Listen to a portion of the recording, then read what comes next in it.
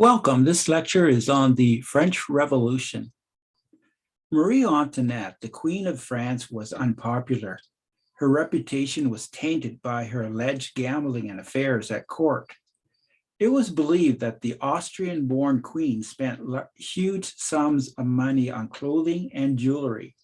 There was a suggestion that her biggest problem was boredom, and to counteract this, she ordered a life-size play village built on the grounds of Versailles. The village was composed of cottages, a chapel, a mill, and even a running stream. She dressed up as a milkmaid. Amused with her county hamlet, the queen appeared to have no understanding or sympathy for many of the French common people who experienced difficult economic times. There was a report that she dismissed the suffering of her starving subjects with the haughty retort, "Let them eat cake." She may have not been the author of the cake message, but the French public believed she had said it. For them, she was indifferent to their suffering and representative of the widespread decadence in royal rule. Even nobles and other elites believed something had to change in France. Reform was in the air, but the French got something worse. Was the Enlightenment-linked medicine worse than the feudalism disease? Aligning with certain Enlightenment ideas, French revolutionaries attempted to eliminate Christianity in France. The French Revolution also resulted in 500,000 deaths. 50,000 French citizens were killed by the guillotine, gunshot, or disease while in prison. 200,000 died in civil war battles, and another 250,000 died in France's revolutionary wars. The French Revolution ushered in a new France, but the price was terribly high for what was achieved. Indeed, what followed was a Napoleon dictatorship. Involving several major European nations, the 7 Years' War was between a coalition of Great Britain against a coalition of France. The war was a major economic drain for the British victors. It left France broke. Louis XV was king during this period. He lacked the education to govern wisely. A case in point is that some of his mistresses had significant control of political life. In 1774, Louis XVI became king. Although better educated, Louis XVI continued state spending primarily on military expenditures while borrowing money at the same time. France was slow to escape the economic inefficiencies of feudalism and mercantilism, and thus the French economy struggled. The contrast between France and the capitalism and entrepreneurship of Great Britain was striking. The old feudal order hurt the French economy. France lacked modern agricultural methods. The taxation system was a mess. To keep the nation afloat, the government borrowed at high rates. This required the government to pay out huge payments in interest on the loans. Commentators of the day were critical of the governing class during both the reigns of Louis XV and Louis XVI. The Minister of Foreign Affairs under Louis XV, Marquis d'Archamps, wrote, the court, in that single word lies all the nation's misfortune. It is the court that corrupts the mortals of the nation by its luxuries, its extravagance, its artificial manners, its ignorance, and its intrigue in place of emulation. All places, positions, grades in the army go to the courtiers, though through favoritism. Hence, there is no longer attempt to raise by merit. A trusty advisor of Louis XVI Marquis de Bouille likewise criticized the court. It had lost its ancient splendor and had entirely decayed. Comte de Ségur, a noble and historian, wrote, "The heads of the old noble families, believing themselves as unshakable as the monarchy, slept without fear upon a volcano." Concerned primarily with their appearances and status in court life, they were indifferent to what was happening in France. Arthur Young was an English writer who traveled throughout France, and he wrote on the widespread poverty of the French people. In a 1787 entry, he noted the proliferation of beggars. Quote, "All the country girls and women are without shoes or stockings, and the plowmen at their work have neither sabots," which was a simple wooden shoe worn by peasants, "nor feet on their stockings. This is a poverty that strikes at the root of national prosperity." The following year, Arthur Young wrote of the Montagne region. Quote, "The poor people seem poor indeed, the children terribly ragged, if possible worse clad than if with no clothes at all. As to shoes and stockings, they are luxuries. 1/3 of what I have seen of this province seems uncultivated, and nearly all of it in misery. What have kings and ministers and parliaments and states to answer for their prejudices, seeing millions of hands that would be industrious, idle, and starving through the execrable maxims of despotism, or the equally detestable prejudice of a feudal nobility." In 1788, the king decided that the best way to raise taxes was to summon the Estates General, a convocation of 3 estates. The first estate consisted of the clergy, the second estate was the nobility, and the third estate was everyone else, which was about 96% of the population. The nobles of the second estate were exempt from most taxes. The leaders of the third estate were educated professionals, merchants, and artisans. They and the peasants paid rural taxes, tithes to the church, and manorial dues to the lords. The king wanted the Estates General to achieve what his ministers failed to do, have fiscal solvency and a stronger monarchy. In the last general estates, the voting of the 3 orders were equally weighted. This arrangement favored the nobility, who controlled the first 2 estates. Representatives of the third estate demanded a different voting method. The Abbé Sieyès explained this position in his January 1789 pamphlet. Thus, it is indeed certain that it cannot come to vote at the Estates General unless it is to have in that body an influence at least equal to that of the privileged classes, and it demands a number of representatives equal to that of the first 2 orders together. Finally, this equality of representation should become completely illusory if every chamber voted separately.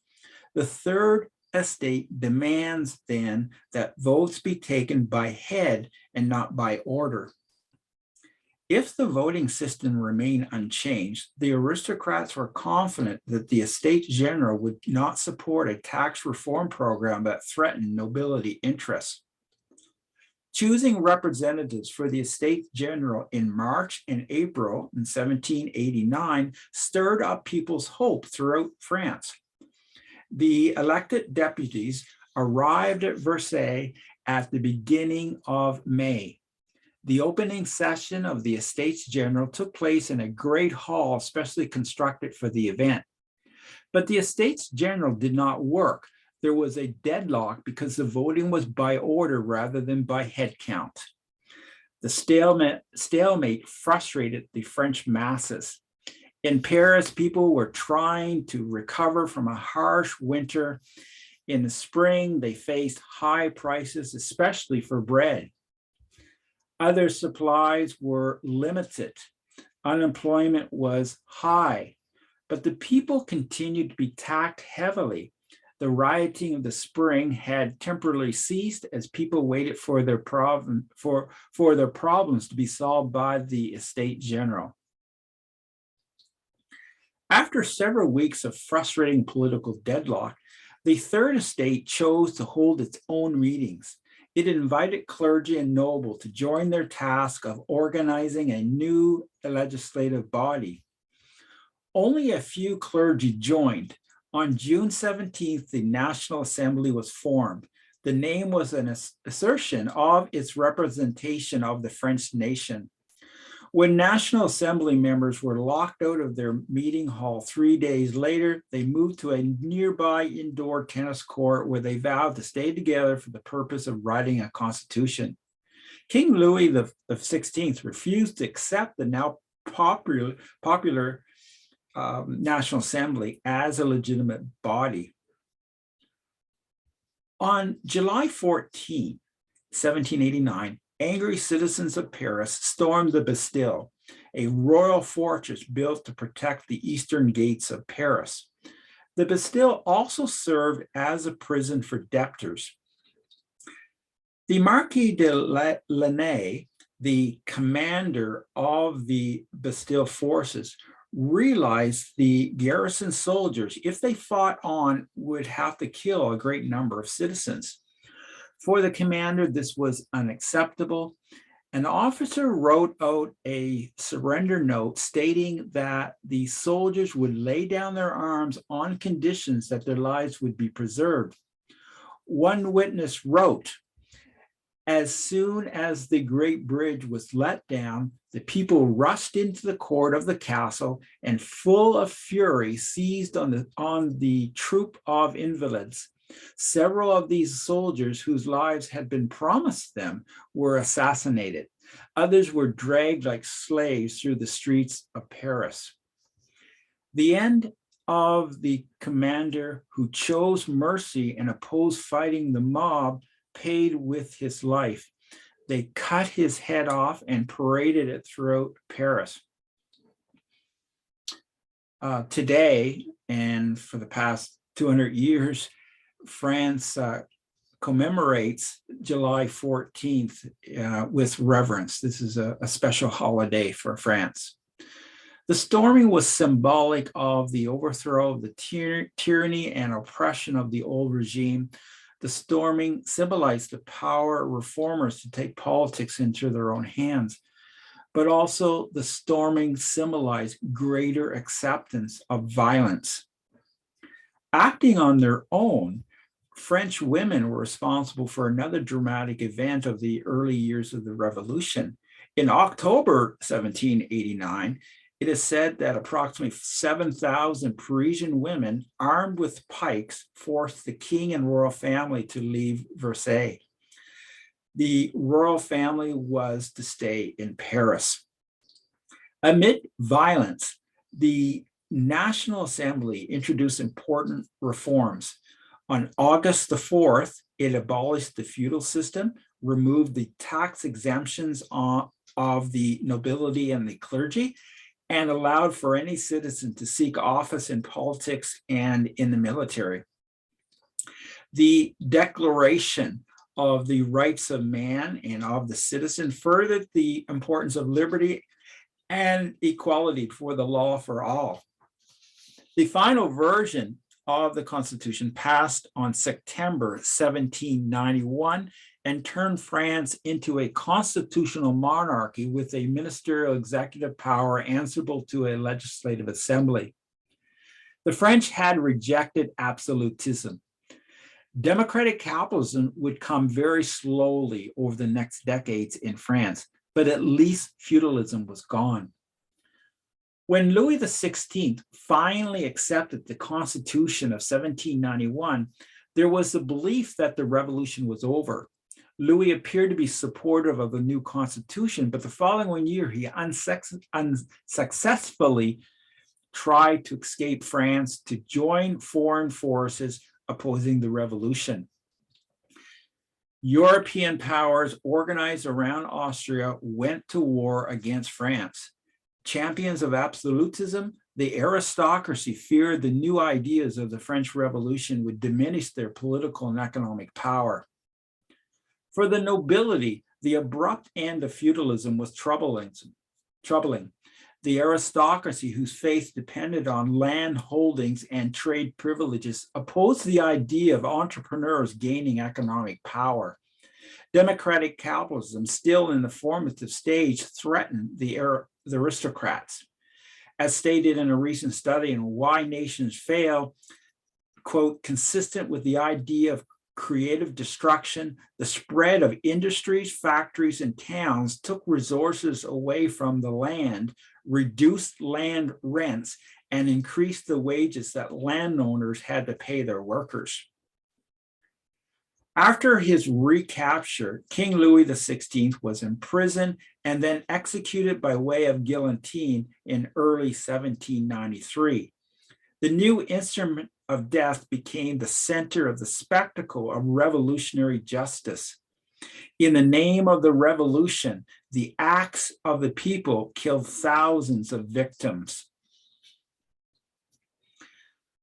Whereas the first stage of the revolution from 1789 to early 1792 was based on liberty, the second revolution took equality as its rallying cry. Leaders of urban workers who argued that they were not benefiting from the revolution had come to believe in their own power as political beings. A growing group of shopkeepers and workers identified themselves as sans-culottes, literally those who did not wear knee breeches, to distinguish themselves from the privileged. In September 1792, over 1,000 people in Paris were killed by rioters. There was no intervention by the government to stop this massacre. Also in September, the monarchy was replaced with a republic. In a republic, power is held by the people and their elected representatives.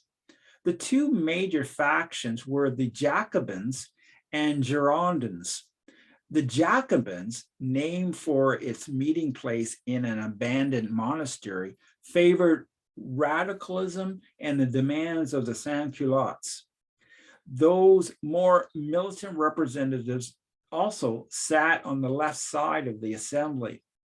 This is the origin of the political terms left wing and right wing. The Girondins were for moderation. So we talk of the Jacobins being left wing. Maximilien Robespierre joined the Jacobins and quickly rose to become the leader. He engineered the Jacobin replacement of the Girondins as leaders of the government. Robespierre orchestrated the Reign of Terror, and this was 1793 and 1794, which was a period of systematic state repression. He stated, quote, "To punish the enemies of the fatherland, we must find out who they are, but we do not want to punish them. We want to destroy them." Robespierre could not tolerate these people. In this dark hour, evil ruled France. Terror, Robespierre wrote, is, quote, "is nothing but prompt, severe, inflexible justice." Consequently, he saw the political use of terror as government by virtue. Terror was necessary to correctly shape the future citizens of the Republic. The government could not put up with those who questioned government policy. Citizens who were not pure enough took up some space. In Robespierre's mind, terror would forge the new human beings of the future. Other revolutionaries later in history would take lessons from Robespierre. And the list is probably quite lengthy, but I'm speaking of people like Vladimir Lenin and Fidel Castro, for example. Over months, Robespierre attacked his critics using terror. He eliminated his enemies who posed a threat to his control. When his leftist colleagues saw how easily he executed those who questioned him, they decided to kill him. Eventually, he himself was guillotined. In the 4 years after Robespierre's fall, a new government by committee called the Directory attempted to steer a middle path between royalist resurgence and popular insurrection, but it failed to establish peace and stability. There is no shortage of analysis on the French Revolution. Writing in 1790, English philosopher Edmund Burke criticized the blind rationalism of the French Revolution. He was a champion of the accumulated wisdom of centuries of experience. Burke argued that liberty should be enlarged with great caution and very gradually. And this is what he wrote. Our people will find employment through enough for a truly patriotic, free, and independent spirit in guarding what they possess from violation. I would not exclude alteration neither, but even when I change, it should be to preserve. I should be led to my remedy by a great grievance. In what I did, I should follow the examples of our ancestors. I would make the reparation as nearly as possible in the style of the building. A politic caution, a guarded circumspection, a moral rather than a complexional timidity were among the ruling principles of our forefathers in their most decided conduct. If we please, but let us preserve what they have left, and standing on the firm ground of the British Constitution, let us be satisfied to admire rather than attempt to follow in their desperate flights the aeronauts of France. Now this was in 1790, so Burke is speaking before the worst chapters of the revolution story. He feared that the revolutionaries would kill King Louis and Marie Antoinette and also cause further political turmoil. Well, his observations unfortunately came true. Other thinkers began to see that the French Revolution was taking a dark and dangerous turn. The French Revolution certainly was distinct from the American Revolution that took place more than two decades earlier. Although the new French Assembly, called the Convention, got its name from the American Constitutional Convention of 1787, there were major differences between the American Revolution and the French Revolution. One major difference was how each perceived religion. French leaders sought to de-Christianize France. They introduced a new calendar devoid of a Lord's Day. A calendar was every 10 days rather than 7. The Cathedral of Notre Dame in Paris was renamed the Temple of Reason. French leaders also decreed the closing of churches throughout France. Those not torn down became barns and warehouses. Various decrees banned outward signs of religion, such as statues or religious dress, from the public eyes. Streets and other public sites named after saints were changed. There was significant persecution of Christians. The revolutionaries murdered priests and nuns. The message was that Christianity had no place in the French Republic. As for America, the founding fathers recognized the importance of Christianity. Historian Paul Johnson even connects the religious revivals of the early 1700s to ideas of independence. The First Amendment of the American Constitution protected religious freedom. Clearly, the vision of those who led the French Revolution differed from the leaders of the American Revolution. the French tilted more to the idea that people were good. Some scholars argue that the vision of those who led the French Revolution differed from the leaders of the American Revolution. Thomas Sowell writes, whereas the American Revolution deliberately created a government of elaborate checks and balances to constrain the evils inherent in human beings, the French Revolution concentrated vast powers in its leadership so as to follow those who were presumably wise and benevolent to effect sweeping changes with little hindrance. French philosopher Condorcet saw, quote, no reason for the American system of checks and balances. And even after the revolutionaries turned against him and threw him into prison, Condorcet still seemed not to understand the reason for limitations on government power. There were also economic differences. According to Irving Kristol, the French promised not only a reformation of France's political institution, but far more than that, it promised the abolition of poverty. The American Revolution promised no such thing. The Americans understood what their contemporary Adam Smith understood, namely that poverty is abolished by economic growth, not by economic distribution. The French Revolution promised a condition of happiness, whereas the American Revolution promised merely to permit the individual to engage in the pursuit of happiness. So what was the legacy of the French Revolution? Every French citizen was affected by the revolution: the privileged elites, the rural peasants, and urban workers. The paradox was that Enlightenment ideas of reform morphed into dark, violent oppressiveness. The revolution's most obvious contribution was in politics. New social theories replaced absolutism. The revolution attempted to wipe out Christianity, however. Certainly, it was a major turning point for Christianity in France. The revolution also initiated the secularization of European politics. No revolutionary events in the second half of the 18th century were so violent in breaking with the old order.